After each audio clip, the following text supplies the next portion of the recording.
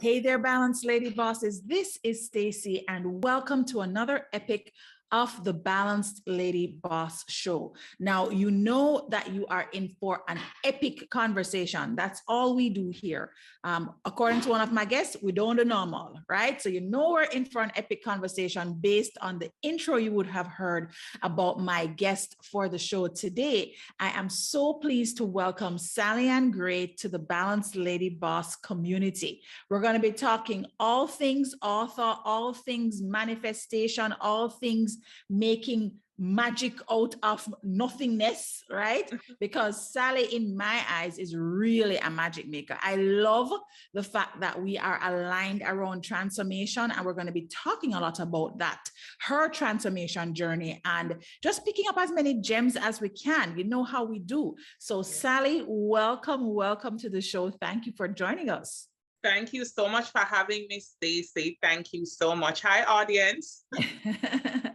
Or listeners, should I say? Well, it's both, right? You have both listening and viewing audience. So thanks for joining, Sally. And, you know, we do talk about three core pillars here in the Balanced Lady Boss community, Boardroom, Bedroom, Bliss. And the ethos behind that is really based on the intention of the show. I really believe that professional women should be able to experience whatever life they want, whatever they desire, and they should be able to do so in a way that allows them to live, love, and lead from a place of wellness. We're not in the burnout, we're not in the overwhelm, we're not in the toxicity, the pop down, no. Right? So no, I think that you are one of those women who really seeks to exemplify being intentionally balanced in the context of there really is no, we have it all together all the time, right? But it's just being intentionally balanced in our lives in different areas when we're putting forward our best foot. So talk with us about your career journey. Let's start off with the boardroom. I mean, right now you are, teacher, you are author, you are speaker, you're just entrepreneur, you're doing all the things, you know. How did Sally have a dream? I'm going to be an entrepreneur. And, you know, is that how it went? What was the path that kind of got you here? Honestly, Stacey, I had no clue what I was going to turn out to be. And if you had told me this about myself 20 years ago, I would have been like, no way.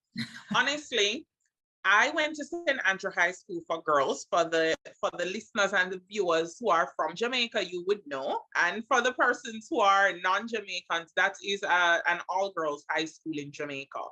And I was someone who was always in the middle and the center of a group of girls. And I used to talk a lot. I talked a lot. And the reason why I got kicked out of high school, which we're going to get to that part of the story, is because the teachers used to say, Sally, chat too much. Lord, you chat too much, you chat too much, you chat too much. And in the yearbook, I was dubbed a lawyer. The girls said that Sally is going to be a lawyer because let me tell you something, Stacey, I can chat and I can create a case for anything. And so if you knew me back then and back when, based on my personality, the projections was that I would be a lawyer. So I didn't have any personal aspirations for myself. But I'm adopted. And when I found out I was adopted at around age 11, 12, I started acting out. My parents carried me to many psychologists, and I was subsequently diagnosed with ADHD at the age of 15. And when I was diagnosed with ADHD, you know, the teachers tried with me, the administrators tried with me, and then I was kicked out of high school in lower sixth form, right? Which would be 1 year after 12th grade in America. I'm trying to make sure that all the listeners and viewers are with me, right? Yeah. So when I was kicked out, now my mother was like, well, listen, children in this house either work or go to school. So you've lost this spot in school. So what are you going to do? So I started working at a financial institution. My mother got me a job for 1 year. And it was during that year, I was 17, turning 18, that I started to go on this journey of self-discovery. I started reading a lot, more than I was reading in high school. And I was always a reader and I've always loved books. And my parents are educators and they are avid readers. So I saw that my entire life. So I read this book by Ben Carson called Gifted Hands. That book changed my life. And that is the book that made me know that I wanted to become a teacher. And so I went to my mother and I said to her, I think I want to go to Teachers College. I think that's it. That's it. I want to go to Teachers College. And it was during that year that I matured some and I recognized I wanted to go back into schools and be the teacher that understood the misunderstood child. Oh, and yes, so I was about to say. That's how I got into for yourself. Yeah. Going back into the classroom to rescue children just like myself. Yeah. And that's how I got into education. Oh, that's fascinating. And, I actually really think there's a gem there, right? Because so many times we wonder, what is our purpose? What is my purpose? What is my purpose? And we have that question. Many times it just begins with looking within, I actually find that it always tends to begin with looking within, because a lot of times from our pain, our suffering, our trauma, whatever it is we experience, those bruises and bumps we got in life, a lot of times that is where the service that we want to provide, the passion that we want to give, that's where it resides, because that's what happened to you. Absolutely. I always tell people it's from pain to purpose. And Tammy Chin says something that I heard her say this in a speech one time, and I just loved it. She said, honor the valley. And I think if we can honor the valley moments, right? The times when we feel down, the times when we feel confused and like all hope is lost, that's the place, right, from which we will be able to serve the most. When we become emancipated from that valley, we have to go back down into that place and rescue people who are there. People who are experiencing the things that we have been able to overcome. And I think that that's what purpose is. Purpose is helping people in the area of our pain, right? But sometimes we have to go and fix ourselves, right? You can't carry everybody when you're broken. So that's why sometimes you have to break away, go and get yourself sane, whole, strong, right? Motivated and inspired. And then you can go back into the site of your pain and then pull people up. And that's purpose. That's purpose. Girl, oh my gosh. Like when you said that line about going back into your pain and bringing people out. Yes. It's like my whole body shiver because I got it. That's why this podcast exists.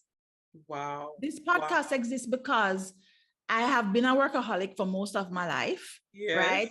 Suffering with poverty consciousness and scarcity consciousness, overworking myself to the ground, not understanding what it meant to be loved, to be about, and just not taking care of myself till me end up with cancer, depression, divorce. So my entire life collapsed around me. And it was like, no, sir, this is not supposed to go so. This is not the path, right? Right. And this work was all about, boy, if I know a whole lot of other women that are doing this to themselves, and maybe I can rescue them before they get to a cancer, a divorce, and a depression, you know? My God. Wow. Wow, that's powerful. It's an aha for me. You did that. You did that. Yes.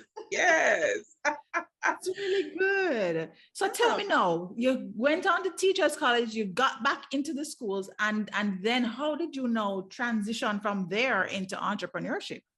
Well, I'm happy to report that the same school that kicked me out and the same principal that kicked me out 5 years later employed me as a teacher. That's where I started my teaching career at St. Andrew High School for Girls. God bless you, Mrs. Reed. I love you. Mwah. She's now one of my mentors. And she has given me permission to share this story globally. So I went back into education. So I did that.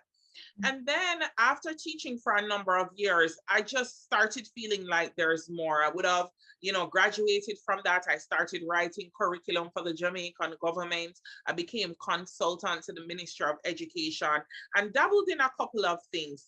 And then my girlfriend, who was a business coach at the time, she said to me, she said, Sal, I think your story is worth sharing. I think you need to start sharing your story. And that I did. And when I started sharing my story, that led to me writing my book. And then the book was really the catalyst that propelled me into entrepreneurship, because of course, now I have my books, I have to figure out a strategy to sell them. All right.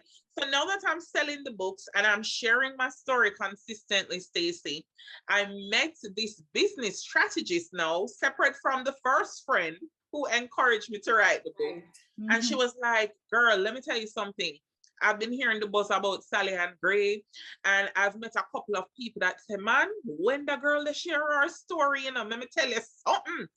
And so she said that she saw where I could create a business of teaching people how to share their story, public speaking. And I was like, no way. And she was like, yes, way. And so she helped me to, map out the business. I named it Global Speakers, and the rest is history. I started creating these courses, started getting clients. I couldn't believe that people were paying me to chat. The very same reason why I was kicked out of school. Well, God, you are really, really, really, really somebody with a sense of humor. And that's how I got into entrepreneurship, really and truly just sharing my story, sharing my pain with the world, sharing my purpose with the world, and inspiring other people. And so people always ask me, how you get into purpose and how you get into this.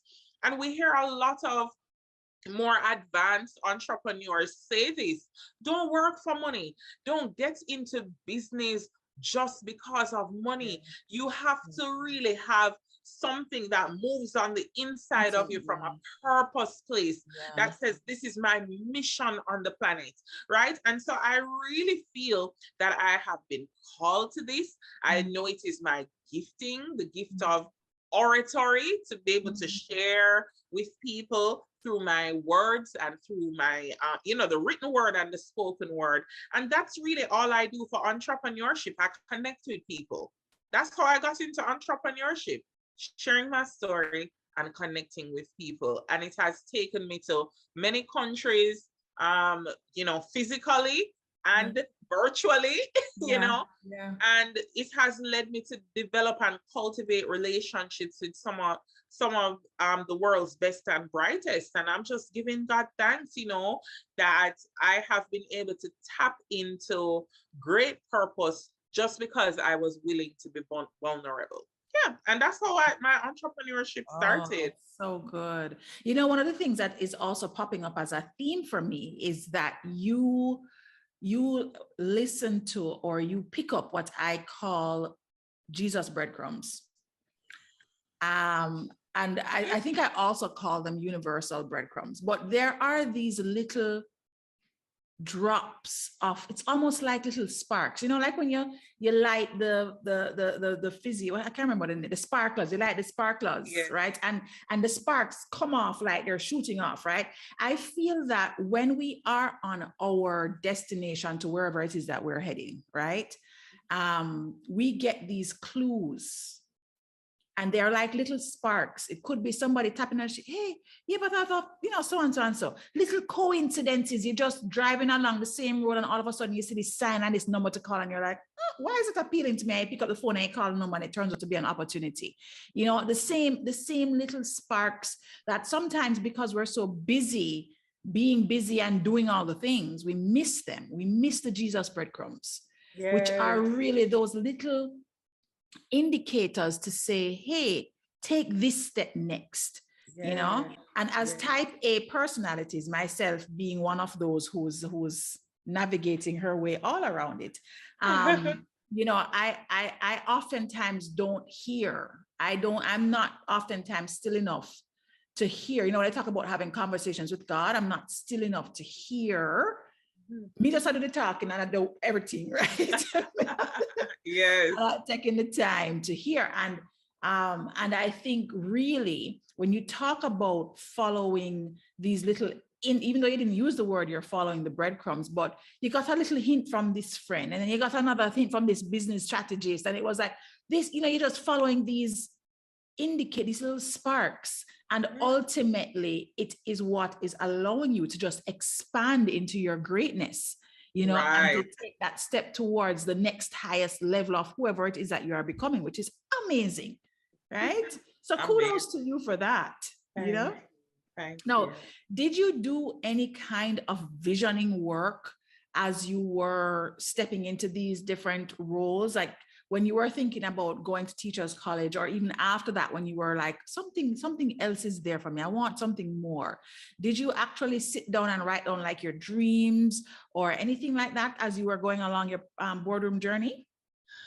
Well, vision boarding for me started maybe about 4 years ago, and I'm 41. I have to be upfront, but I've always been a person. I have that A-type personality, and I am a planner. Yeah. And I'm a writer. I mean, this is from 11, 12. I mean, my parents remember me writing poems from 7, 8. I always have a notepad and a pen with me, Stacey, if I don't have nothing else in my bag. So I've always been somebody who was very detailed about, okay, what am I going to do next? I have my goals. I write out my goals, and I have the stuff that I know that I want to work on. And I have that, and I've documented it. So I've always been a very goal conscious person. And I've always been a person that has written SMART goals. Ever since I attended Teachers College. So when you're in Teachers College, you have to write your goals and objectives for the lesson. So I am always sitting and I'm mapping out, I have this goal and what is the objective? What do I want to achieve if I make this move? So I've always been very goals and objective driven, but the visioning came in about 4 years ago after I attended a vision board workshop. And, it has just worked beautifully for me, just to really tap in. The Bible talks about write the vision and make it plain, right? So we have to make things plain. And if we're not clear, we can't expect the people we interact with to be clear for us, right? Yeah. And so we really have to get clear about what it is that we want to achieve. Clarity is numero uno. Once you're clear, listen, where there is vision, provision will be made. We don't have to worry about that. Where there is vision, there will be provision. So once you know what you want to achieve, everything else is like that domino effect. Yep. I love it. I love it. And one of the things that I think I remember you talking about having a vision around, which also fits into the boardroom space, is about being a Barnes and Noble author. Yeah. And interestingly enough, I'm a Barnes and Noble fanatic. From I discovered that there was such a thing as Barnes and Noble, and I was actually living in Florida at the same time. So the same one that Sally's actually getting ready to be at Barnes and Noble. I'm not sure by the time this airs, it would already pass. Don't worry, there'll be more. But that same store in Pembroke Pines, I used to go and sit down and just sit down and read, because sometimes I couldn't afford to buy the book. But I would go and I would have sit down, because them now run you out, right? I would have gone out and sit down. And I also would love the journals, because I too love to write, and I would love to look at the kind of journals that are out now, and the pens, and they have all these little accessories and things in there. Yeah, so I've always loved Barnes and Noble, and I've thought about how I visualized myself with Barnes and Noble was that I would actually have a book up on one of those stands. You know how sometimes you'll walk in and they have like the display areas, like they'll have a circle with just bunches of books, and then you'd have one book that is at the top that they're saying, this is the feature book or whatever.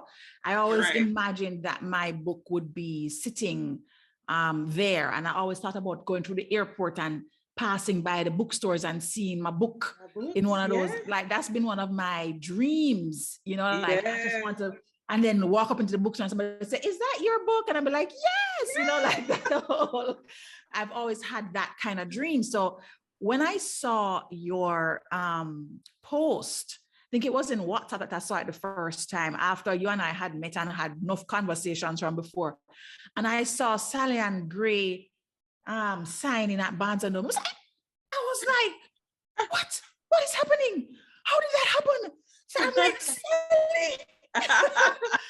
You know, because I love to celebrate when I see other women stepping into things that for me are still like an idea, a concept, a dream, because it just makes it more possible. It's like, oh my, it's just there. I feel like I can touch it, you know? Yes, absolutely. So talk to us about becoming a Barnes and Noble author. Like just this, you know, just let me just drift in this dream for a moment. Drift into it. Well, honestly, Barnes and Noble. First, I want to predicate this story by saying that it is important for us guys to curate our crowd carefully. That's something else that I got from a girlfriend of mine, which is why I am sharpen iron and I have so many wonderful people around me. Curate your crowd carefully. It's a girlfriend that really said to me, she lives in Florida, and she said, Sal, I was thinking about coming to Florida to do like a little pop-up book signing. And I was like, where would I do it? What are the cafes around? And then how would I get the traffic there?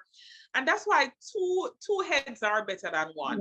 And my girlfriend said to me, why you don't just approach Barnes and Noble and do it in Barnes and Noble? I'll just drive there one day this week after work and find out what's going on, how this thing works. So she went there for me and she got the manager's information. The manager asked her, okay, well, tell me what's the title of your friend's book? She told her and she was like, oh, it's not in our system. Tell her she needs to be on the Ingram Spark platform. And, you know, she called me back with the information. I called the manager. The manager told me what to do. I called my publisher friend. He jumped on it right away. I purchased a new ISBN number. He put the book on, they were like, I can't take it off of Amazon. I'm like, oh, bump that. I'll just upload a whole new book to Ingram Spark, just buy my ISBN and start fresh again. And so once I got it on the platform, I called back the manager. I was like, I did everything he told me. Can you check and see if the book is, you're able to order it now? And she checks and she was like, oh my goodness, yes, you're able to come to the store now. And she was like, okay, what date do you want to come? And we decided on a date. I called my girlfriend and she's screaming on the phone. I'm screaming on the phone. And, you know, my husband and I will purchase tickets. We got to Pembroke Pines and the rest is history. Oh, just my like God. that. Oh, and now I'm like 8 stores in. And let me tell you something, Stacey. I want to be very transparent with people. You know why? Because we always show the glamorous part of success, you know, and people seldom talk about the journey that it takes. I've gotten a lot of no's and I'm still getting no's. Getting into a Barnes and Noble store to do a book signing is not an easy feat. And, you know, the manager has the autonomy to say yes, no, or maybe so. And for me, I am obviously not Oprah Winfrey or TD Jakes, right? I don't have a known name globally. I'm very clear about that. You know, I have started my journey and I am known by some, but there are lots of people who have no clue who Sally and Gray is. So if you think about putting my poster in the storefront, that is not necessarily a great pull from a marketing perspective based on what the manager is looking to do in their store. I don't, my face doesn't say Janet Jackson. So, no, it's the truth. And so you now have to become very versatile in terms of your people skills, in terms of, you know, bringing up your value proposition and what that store manager has to gain by giving you a yes to come into the store. And I'm happy to say that I have convinced 8 managers to allow me into their store. And I'm happy to say that I've sold out every single time. And I'm grateful and I give God all the glory because it hasn't been easy, you know, and there's still yet a long way to go. But it is important for us to celebrate our wins along the way. And so I've nestled nicely into saying, Sal, you're doing something now that is only yet a dream for somebody who is coming up after you. And so how can I be ungrateful? I'm going to revel in the fact that I've been in 8 stores, and I'm going to be grateful. And prayerfully, the next time I come on your podcast, I'll be saying, listen, Stacey, I'm at store number 50. Hello. I know, that's so awesome. And I think, you know, what I actually really love about what you said is in terms of just the being transparent, because I think that part of things is so important in the journey. You know, we don't have a lot of women lifting other women, at least not in my experience, right? Maybe it's a Jamaica thing. I don't know, because I see all these people online, you know, and they have their girl group and they're all building their own thing and everybody is elevating everybody. But I don't see a ton of those examples necessarily in the Caribbean, 1 and 2 here and there. And so I think that just even sharing with the audience that journey and just talking about the fact that it hasn't been easy and that you have to kind of work the angles and do what you're doing, I think that in and of itself is just such a big share, you know, that's such a big share. So thank you for sharing that, and congratulations. Like, I mean, my gosh, you're talking about what you have done so far, somebody's dream. Hello, let me raise my hand right now, because you know, right? And I'm still on my trek towards that vision that I've had for, you know, for a long time. So yes, and we're going to be you. signing together soon, right? Yes, that's right. We're going to be signing together soon. Oh gosh. Okay, Sally. So you have really crafted your own boardroom. You have curated a boardroom that is working for you in the way that you want it to work, which is something that a lot of women who are listening to this will get value from. Now, how have you been able to craft that in your relationship space? How have you been able to curate your bedroom? And that can be with your spouse or with your children, with your wider family, etc. How have you been able to curate the kind of love experience that you want to have? I'm going to be honest. I wear a lot of hats, but about 3 years ago, I had to become very resolute about the hats that take priority in my life. Okay. Started sharing the story about 4 years ago, blew up, a lot was happening. And I had to decide, listen, Sundays are off limits for me completely. I mean, it have to really be an Oprah interview. It have to really be Jesus come off of the cross and said, do this. Sundays are off limits for me, because I'm spending time with my husband, I'm spending time with my children, I'm ensuring that we feel on one accord, and there's synergy and there's a love and a nice energy happening in my family life. And you know why that's important? Because if my core relationships don't feel aligned and balanced, guess what? Everything else is thrown off. And so I had to get to the place where I decided, you know what, Sal, make sure that things are good with you and Mark, and make sure that things are good with Malachi and Sarah. I believe that family and my marriage is my first ministry. I believe what I do is ministry. I believe that when I speak into the lives of people and I go on a stage, I am lifting their spirit and their energy. That is ministry. I don't need to have the title minister or reverend before my name to know that. And so if what I'm doing is ministry and inspiring other people, I can't be out there inspiring the whole world and my family feels uninspired.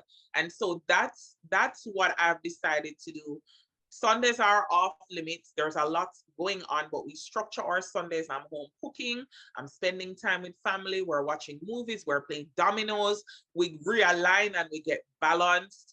Another thing that I ensure that I do is I cross-check schedules with my husband. So before I commit to something, I come into my bedroom. Before I commit to something in the boardroom, I come to the bedroom and I cross-check with my husband. Babe, is this okay? What do you have going on? How can I serve you? If I take this gig, is it gonna be too much for you with the kids?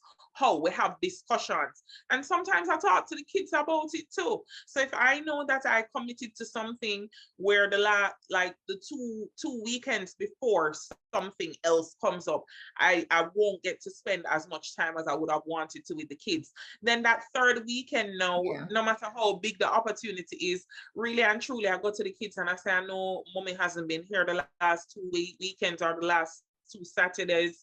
I got this opportunity. It's kind of really a big deal. How you going to feel if mommy is not here this weekend? I talk to my children and they're 11 and 6. And sometimes, you know, Sarah, she's me. Okay. She'd be like, mommy, I think you're doing too much right now. Yeah. I think staying home is probably the best thing. Yeah. And she has this whole little thing. And I'm like, okay, well, that's it. Because, you know, I have to make sure that my home life is intact. And at the end of the day, as COVID would have taught us, at the end of the day, in all this purposing and achieving and wealth building and creating, if our relationships are not intact, that's all we have. That's all we have, you know, memories with our loved ones. And I'm not about to compromise that. Not now. I've worked for too long, too hard to, you know, get my family to where it is. And so, you know, the Bible talks about tearing down your own house. A woman who tears down her house with her own hands. And so I'm not about to tear down my own house and bedroom with my own hands. I'm about to build it up. And so it's indeed. So I prioritize them. And that's it. That's what I do. No, that's really good. And there are several gems in there. I think certainly if we would take it one at a time, the kids, you know, my kids are very vocal. Yes.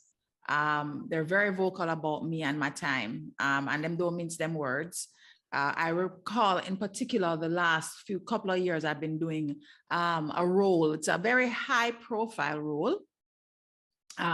President of this tech organization, but it's volunteer because it's really serving the country. And about in 2018, I had promised them that I was going to step into entrepreneurship so I could make that millionaire dream. And I promised them, I said, as soon as I make that first big million, we're going to New York on a shopping spree. So that was 2018. So imagine now 2020, I tell them I take in this thing, this president job, and I'm here, president, is that going to be the millionaire thing?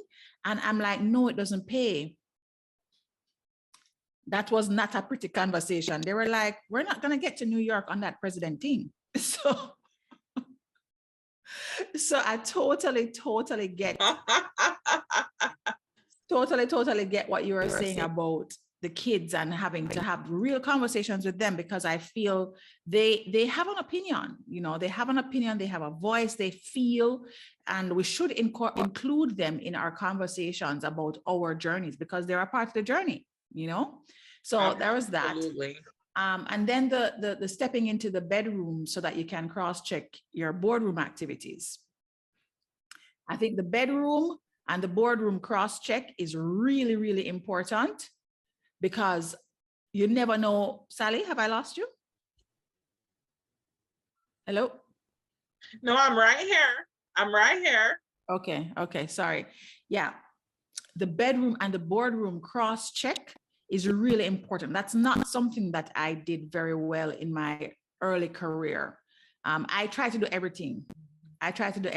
You know, I remember I had my first child, that was the first sign of workaholism for me. When I had Jelani and they said, you know, you have 6 weeks. And I was like, I can't come back to work in 6 weeks. Let me work from home. And I literally had the baby on the breast and I in front of the computer because, you know, I'm into tech. And I was on the computer with the baby. And I'm like thinking to myself, my girl, you know, something don't seem so right about this. Is this normal? Is this normal? You know, and I think I took it for granted that your partner is supposed to understand that you're working. I'm working. So, you know, just get it already. And now it's a very different kind of conversation with my current partner. You know, it's the same thing. It's the cross-checking the boardroom and the bedroom, making sure that there's alignment there. So absolutely. Now, is there, as such a powerhouse and somebody that has so much going on, is there any advice that you would give to the women who are balancing that boardroom, bedroom piece that you have really had to hone in on, other than the cross-checking of the schedule, that you have really had to hone in on to make sure that your man felt like, yes, I am king of this domain and we are good, Sally? Well, I've given up my need to always be right in favor of having harmony, right? Men appreciate respect, Mhm. respect, and women want to be loved. And so I recognize that if I step into the role of just trying to be a respectful and understanding wife and giving him the respect that he deserves and really needs, because that's something that men need, that it would create a better harmony. And Yes. sometimes that I just didn't always have to be right. I just wanted peace to reign. And that doesn't mean that I don't have an opinion, because I have a very big mouth and I have a lot of opinions and I don't mind sharing them. But I have now matured into the space where I'm saying, okay, Sal, is there a better way to approach this? Mhm. Harmony, Mhm. harmony, Yeah. harmony, peace, peace, peace. Yeah. Because at the end of the day, I don't want any type of disunity. And the truth is, part of it is for me too, because I'm asked to speak so frequently that whenever Mark and I are kind of like not aligned and feeling nice and pushy, not that we don't have disagreements, I don't feel like I show up as my best self on a stage even. Yeah. And so I've recognized, and I know that for him, when he has to go and do his work, when we're out of, you know, That alignment. sync Flow. Yeah, when you're not and in alignment, he's not sync. showing Yeah. up as his best self. Yes, so I've just decided to relish peace over always wanting to be right. And so if I don't always want to be right, then I don't always have to argue a point. You know what I'm saying? And so I try to stay in that space. Yeah. Disagreements, yes, but peace is more important to me now. Yes, Yeah. absolutely. And I think it's important for persons to recognize too that you can be very happily married and very happily partnered up, booed up, and still have disagreements. Being happily booed up and stuff does not mean that you don't have moments where you're misaligned or you're not in sync or in flow. They suck, but but they still happen. That's Yes, normal, right? It actually helps you to learn it more is about your normal. partner. Yeah, you learn more about your partner and you can grow more Yes, in love and respect for each other. Absolutely. Okay. absolutely. Absolutely. Well, thank you for sharing that about your bedroom space. And now we're going to just kind of guide into bliss. So bliss is all about what Sally Ann does for Sally that makes her feel that peace, that feel good, whether it is you are just a quiet meditation person, or you love the spa flex, or it have to be a trip by myself without the kids, or a trip with Honey Boo, or what is it that is your bliss thing? Well, let me tell you something. I love me. I want me, and I love to love myself, Stacey. And so my special time does not have to be with Mark. I much prefer my special time to be by myself. And here are a number of things that I do. Mark knows that when it's time to go and get my nails done, don't call my phone, no matter what the people them, if it's not an emergency, just big up on yourself. I want the time to go and do my pedicure and fill my nails in peace. All I want this Saturday morning here is some peace.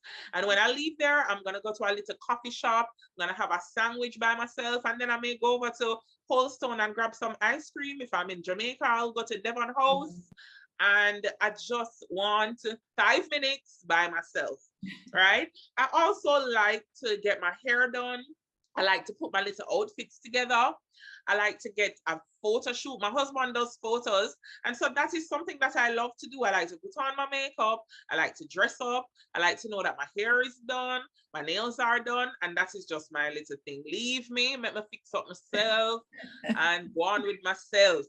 Listen, right now my birthday is on Sunday, and I went and I got my long weave done, and I'm all in Beyonce mode. Leave me alone.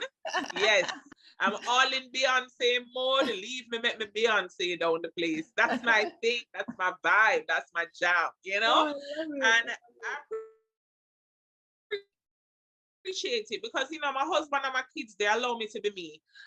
My son knows, he's like, oh whoops, mommy is going to go and get her hair and nails done. So they try to get in everything before I leave the house. Cause them know, don't bother call my phone while I'm on the road.